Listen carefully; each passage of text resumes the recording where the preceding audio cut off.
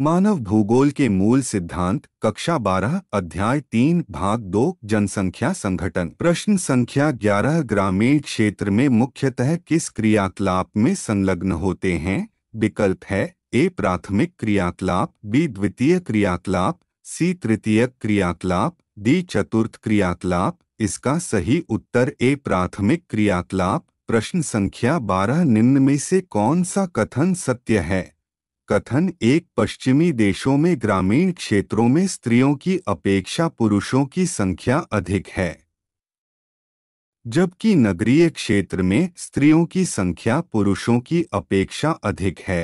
कथन दो नगरीय क्षेत्र में रोजगार के अवसरों की अधिक संभावनाओं के कारण ग्रामीण क्षेत्रों से महिलाओं के आगमन के परिणामस्वरूप यूरोप, कनाडा और संयुक्त राज्य अमेरिका के नगरीय क्षेत्र में महिलाओं की अधिकता है। विकल्प है ए केवल कथन एक सही है, बी केवल कथन दो सही है, सी कथन एक एवं दो दोनों सही है, डी कथन एक कर दो दोनों गलत है। इसका सही उत्तर सी कथन एक एवं दो दोनों सही है। प्रश्न संख्या 13 भारत में साक्षरता दर ज्ञात करने के लिए न्यूनतम कितने वर्ष आयु के व्यक्ति को सम्मिलित किया जाता है? विकल्प है ए 7 वर्ष, बी 4 वर्ष, सी 6 वर्ष, डी 8 वर्ष। इसका सही उत्तर ए 7 वर्ष। प्रश्न संख्या 14 कृषि, वानिकी, मत्स्यन तथा खनन किस प्रकार के आर्थिक क्रियाकलाप के अंतर्गत आते हैं? ए प्राथमिक क्रियाकलाप, बी द्वितीयक क्रियाकलाप, सी तृतीयक क्रियाकलाप, डी चतुर्थक क्रियाकलाप। इसका सही उत्तर ए प्राथमिक क्रियाकलाप। प्रश्न संख्या 15 व्यापार, परिवहन, संचार और अन्य सेवाओं को किस प्रकार के आर्थिक क्रियाकलाप के अंतर्गत आते हैं?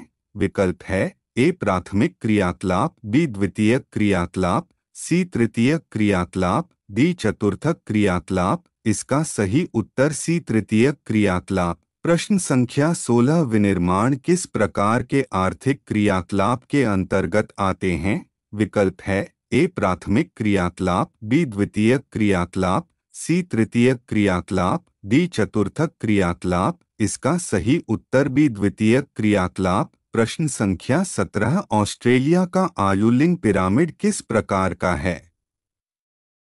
विकल्प है ए त्रिभुजाकार, बी घंटी के आकार का, सी गोलाकार, डी चतुर्भुजाकार। इसका सही उत्तर बी घंटी के आकार का। प्रश्न संख्या 18 निम्नलिखित में से कौन तृतीय क्षेत्र के अंतर्गत आते हैं?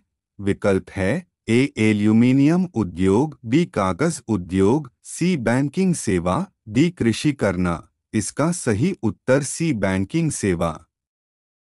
प्रश्न संख्या 19 निम्नलिखित में से कौन कथन सत्य है? कथन ए पश्चिमी देशों में ग्रामीण क्षेत्रों में स्त्रियों की अपेक्षा पुरुषों की संख्या अधिक है।